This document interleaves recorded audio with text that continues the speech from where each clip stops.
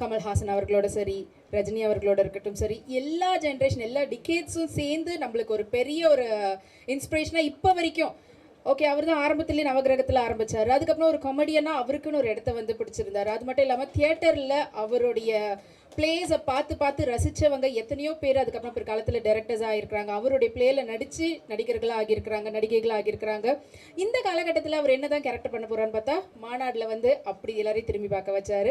அப்புறமா மார்க் ஆண்டனியில் வந்து கௌரின்ற கேரக்டரில் கலக்குனாரு. ஸோ புதுசான கேரக்டர் அவரே அவருக்கு உருவாக்கி அதை மாதிரி செலக்ட் பண்ணி நடிச்சிட்டு இருக்கிறாரு. ஸோ 80s 90s கிட்ஸ் மட்டும் இல்லைங்க, 2K ஜென்சி எல்லாரையும் வந்து என்டர்டெயின் பண்ணுவேன் அப்படின்ற மாதிரி ஒரு அமேசிங்கான versatile actor and director, producer, இன்னும் நிறைய எல்லாமே இருக்கக்கூடிய ஒருத்தர் அப்படின்னு தான் சொல்லணும். தேங்க்யூ ஸோ மச் சார், எங்களை இப்போ வரைக்கும் இன்ஸ்பயர் பண்ணுறதுக்கு. அண்ட் உங்ககிட்ட இருந்து இன்னும் நிறைய விஷயம் கேட்டு தெரிஞ்சுக்கணும்னு ஆசைப்படுறோம். So over to you. Thiru Lingusamy அவர்களுக்கு என்னுடைய வணக்கம். வந்திருக்கும் அத்தனை பத்திரிகையாளர்களும் ஊடக நண்பர்களுக்கும், நிறைய மூத்த பத்திரிகையாளர்லாம் ரொம்ப நாளாக நான் பார்த்துட்ருக்கிற நிறைய ஃப்ரெண்ட்ஸ் எல்லாம் வந்திருக்காங்க. எல்லாருக்கும் என்னுடைய வணக்கம். இந்த வெப் சீரிஸ் இருந்த காலத்தில் எப்படின்னா அது வந்து ஐபிஎல் மேட்ச் மாதிரி ஆயிடுச்சு. அது ஐபிஎல் மேட்ச் எதுக்காக ரொம்ப இம்பார்ட்டன்னா, அவங்க நினச்சி கூட பார்க்க மாட்டாங்க என்னைக்காவது ஒரு நாள் இந்தியாவுக்கு ஆடுவோன்னு. அந்த மாதிரி டேலண்ட்ஸ் எடுத்து கொடுத்தது ஐபிஎல் கிரிக்கெட். அந்த மாதிரி இந்த வெப் சீரிஸ்லேருந்து நிறைய டேலண்ட்ஸ் சினிமாவுக்கு வரும், மக்கள் மத்தியில் போய் பேர் இருக்கக்கூடிய அளவுக்கு வெப் சீரிஸ் இப்போ வளர்ந்துட்டு வருது. அதனால தான் திரு சரண் பிரகாஷ் அவர்கள் நான் ஒரு வெப் சீரிஸ் பண்ண போகிறேன், வந்து பார்க்க போகிறேன் சொன்ன உடனே, என்ன சார் அதுன்னு சூஸ் அண்ட் ஒன்னு சொன்னார். தெரியும், என்ன சூஸ் பண்ணியிருக்கீங்க அது தெரியும். இல்லை கம்பெனி பேரே சூஸ் அண்ட் ஒன் அப்படின்னு சொல்லிட்டு சிங்கப்பூர் ப்ரொடியூசர், நீங்கள் அவர் அப்புறம் ஷார்ட்லேயே மீட் பண்ணுவீங்க அப்படின்னாரு. எல்லோரும் சொல்கிற மாதிரி ஆரம்பத்தில் அவர்கிட்ட சொன்னதுன்னா, சார் ரொம்ப சின்ன பட்ஜெட் அப்படின்னாரு. நான் சொல்லி இவ்வளோ சின்னதாக எடுத்தால் கண்ணுக்கே தெரியாது என்ன. இல்லை சார் பட்ஜெட் தான் அவ்வளோ சின்னதுன்னாரு. சரி எவ்வளோ சொல்லுங்கள், நீங்கள் ஆசைப்பட்டு சொல்கிறீங்களே எவ்வளோ சொல்லுங்கன்னா ஒரு ஃபிகர் சொன்னார். சார் இது நல்லா இருக்கே சார் ஃபிகர், ஏன் இதை போய் என்கிட்ட சின்ன பட்ஜெட் சொல்கிறீங்கண்ணா. இல்லைங்க உங்கள் பட்ஜெட் இல்லை, இது மொத்த பட்ஜெட்டே இவ்வளோதான் அப்படின்னாரு. அப்புறம் யோசித்து பார்த்தேன், இவ்வளோ ஆர்வமாக இருக்கார் இவர், இதுக்குள்ளே எடுக்கணும்னு ஆசைப்படுறாரு. சரி நீங்கள் கதையை சொல்லுங்கன்னொன்னே, பட்ஜெட் எவ்வளவோ சின்னதாக இருந்தாலும் அந்த கதை ரொம்ப பிரம்மாண்டமாக இருந்தது. இப்போ என்னை பொறுத்த வரைக்கும் நான் என்றைக்குமே இந்த பிரம்மாண்டமான படம்னு சொன்னால் நான் அதை நம்ப மாட்டேன். 200 கோடி 300 கோடியில் ஐ டோன்ட் பிலீவ் பிரம்மாண்டமான படம் கிடையாது. சப்ஜெக்டோட வேல்யூ இருக்குது பாருங்கள், மக்கள் மத்தியில் போய் ரொம்ப நாள் நிற்கிது பாருங்கள், அதுதான் பிரம்மாண்டம். அந்த விதத்தில் இது வந்து ட்ரைட் அண்ட் டெஸ்டட் சப்ஜெக்டாக இருந்தது. நீதிமன்றத்தில் தவறு இழைக்கப்பட்ட ஒருவன், மரண தண்டனைக்கே போய் நிற்க வேண்டிய ஒருத்தன், ஆனால் தப்பாக அவனுக்கு அந்த தண்டனை கொடுத்துட்டாங்க. அவன் எப்படி காப்பாற்றப்படுறான், என்றைக்குமே இந்த ராங் பர்சனை போய் உள்ளே தள்ளிட்டாங்கன்னா அவனை காப்பாற்றப்படுற அந்த கதை காலங்காலமாக அது ஜெயிக்கக்கூடிய ஒரு கதை. அப்படி ஒரு அருமையான கதையை சொன்னார். அதில் எனக்கு கொடுத்த ரோல் ரொம்ப முக்கியமாக பட்டது. காரணம், அவனுக்கு அந்த தப்பான தண்டனையை வாங்கி கொடுத்த வக்கீலே நான் தான். ஸோ கடைசியில் என்னுடைய மனசாட்சி உறுத்தி அந்த பையனை போய் காப்பாற்றி விடுறது நான் தான் வரும்போது ரொம்ப இன்ட்ரெஸ்டிங்காக இருந்தது. அந்த ரோல் தான் அந்த பையன் யஷ்வந்த் பண்ணியிருக்கான், ரொம்ப நல்லா பண்ணியிருக்கான் அந்த பையன். ஸோ அப்படி சொன்னபோது பண்ணலாம் சார், என்ன எத்தனை நாளில் பண்ணுவீங்கன்னு சொன்னார். நான் அவர் சொன்ன மொத்த பட்ஜெட், மொத்த நம்பர் ஆஃப் டேஸை பார்த்தா இன்றைக்கி இருக்கிற புது படத்தில் பூஜைக்கே அவ்வளோ நாள் பண்ணுவாங்க, அதுக்குள்ளே படத்தை முடிக்க போகிறோம் அப்படின்னாரு. பட் நிஜமாகவே ஒர்க் பண்ணும்போது எனக்கு அந்த காலத்தில் அந்த 80s 90s அந்த பண்ண ஃபீலிங் கிடைச்சது. ஒர்க் பண்ண ஃபீலே கிடைக்கல. இப்போ நான் சகலகலா வல்லவனோ முரட்டுக்காளியோ எல்லாம் பண்ணும்போது இன்னமும் பெரிய படம் பண்ண மாதிரியே இல்லை. எஸ்பிஎம் சாரோட ஜாலியாக பேசிக்கிட்டே இருப்போம். அப்படியே போச்சு, ஒரு நாள் வந்து ஐயோ படம் முடிஞ்சு போச்சியா அப்படின்னு. அது நம்ம பீரியட் அது அந்த காலத்தில். அந்த மாதிரி ரொம்ப கேஷுவலாக அழகாக கதையிலேருந்து ஒரு இடம் கூட வெளியில் போகாமல் அனாவசியமாக இல்லாமல் ப்ரொடியூசர் கொடுத்த பட்ஜெட்டுக்கு அழகாக பண்ணி முடித்தார். அதுக்கு ஸ்பெஷல் கங்க்ராச்சுலேஷன்ஸ் நம்ம கேமராமேனுக்கு சொல்லணும் அவருக்கு டெஃபினட்டாக. ஏன்னா 5 ஸ்டார் ஹோட்டலை கொடுத்து அதை பெருசாகிடுன்னு சொல்கிறதுக்கு ஈஸி, ஒரு சாதாரண இடத்த கொடுத்து அதை 5 ஸ்டார் ஹோட்டல் மாதிரி ஆக்குன்னு சொல்கிறது தான் கேமராமேன் கையில் இருக்குது. அந்த மாதிரி இந்த கதைக்கு வேணுங்கிற அந்த டார்க் ஃபேஸுக்கு வேணுங்கிற அந்த டார்க் மூட்ஸை ரொம்ப அழகாக கொடுத்தாரு. And director was very clean.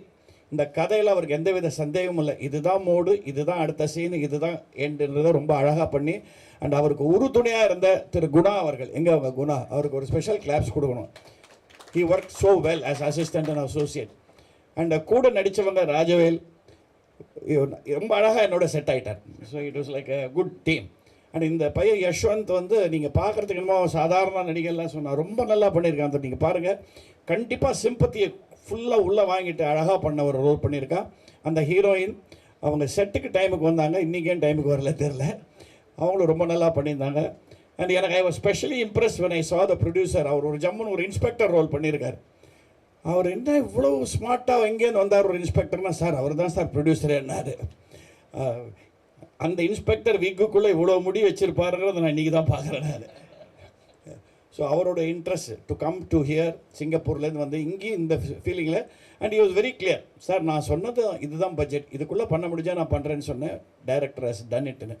இது வந்து எப்படின்னா உங்களை எப்படி இம்ப்ரெஸ் பண்ணணும் நான் ஃபீல் பண்ணுறேன்னா, இதில் யார் ஹீரோ ஹீரோயின் அதெல்லாம் கிடையவே கிடையாது. The story is the main. எப்படி ஒருவன் தப்பான ஒரு ஜட்ஜ்மெண்ட் கொடுக்கப்பட்ட ஒருவன் காப்பாற்றப்படுகிறான், இதெல்லாம் இந்த காலத்தில் அடிக்கடி நடக்கிற விஷயம் இது.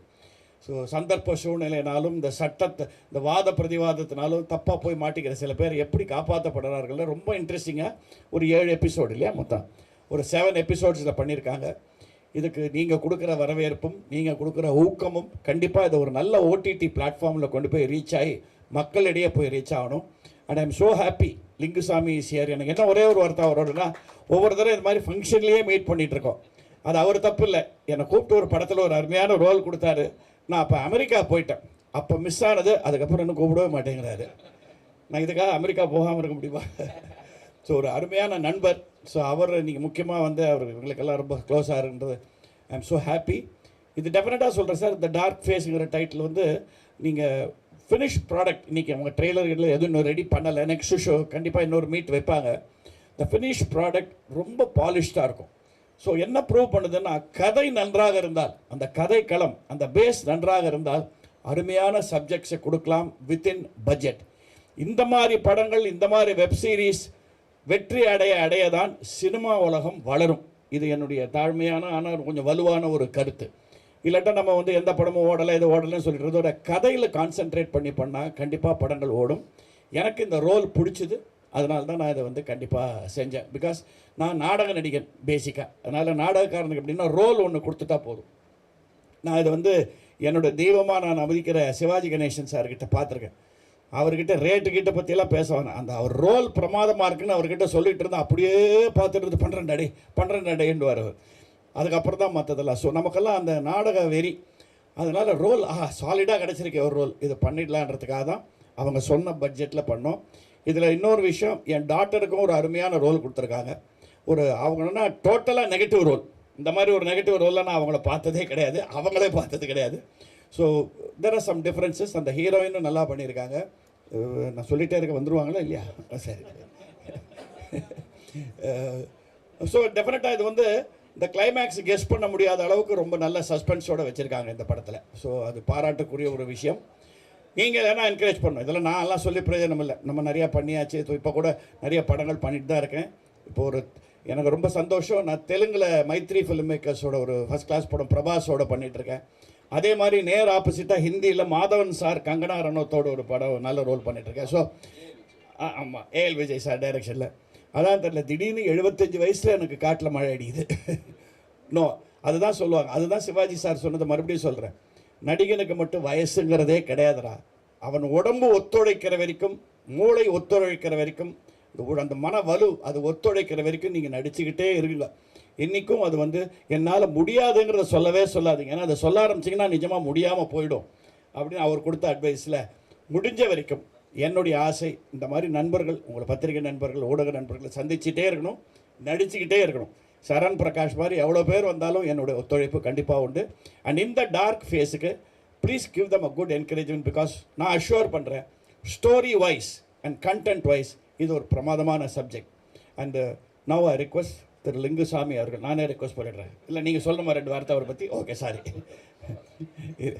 ஏன்னா ரொம்ப சென்சிபிள் சப்ஜெக்ட்ஸை கொடுக்கக்கூடிய ஒரு டைரக்டர். அதான் சொல்கிறேன்னே, நான் மிஸ் பண்ண முக்கியமான டைரக்டர்ஸில் இவர் ஒருத்தர். மிஸ் ஆகாது, கூடிய சீக்கிரம் சேர்ந்து பண்ணிடலாம்.